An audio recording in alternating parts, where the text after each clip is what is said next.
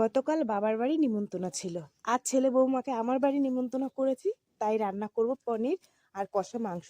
যাই হোক, রাধে রাধে, শুভ সকাল বন্ধুরা। কেমন আছে? আশা করি সকল বন্ধুরা বেশ ভালো আছে, সুস্থ আছে।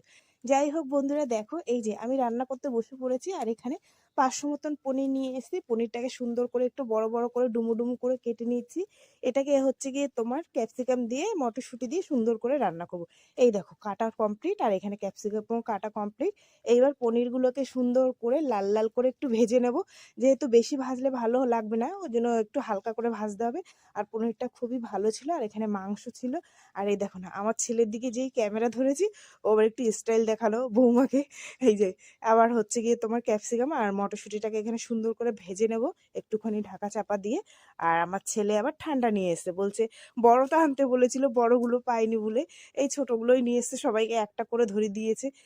মানে কি বলবো, গরম পড়তে পারেনি, তার আগেই ঠান্ডা খাচ্ছি। জানি না কপালে কি দুঃখ আছে। তো যাই হোক বন্ধুরা, দেখো এখানে আমার পনির রান্না প্রায় কমপ্লিট। এই যে আরেকটুখানি ঝোলটা টানিয়ে নামিয়ে দেবো, ব্যাস। এখানে দেখো আবার হচ্ছে গিয়ে তোমার পনির নামিয়ে কড়াইটাকে ভালো করে ধুয়ে নিয়ে এই যে দেখো এটার মধ্যে এবার তোমার মাংসটা বসিয়ে দিয়েছি। হয়ে গেছে মাংস রান্না।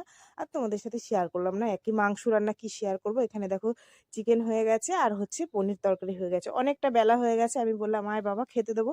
তো এখানে ছেলের জন্য, বৌমার জন্য, নাতির জন্য, আমার জন্য, মেয়ের জন্য, সবার জন্য ভাত বেড়েছি।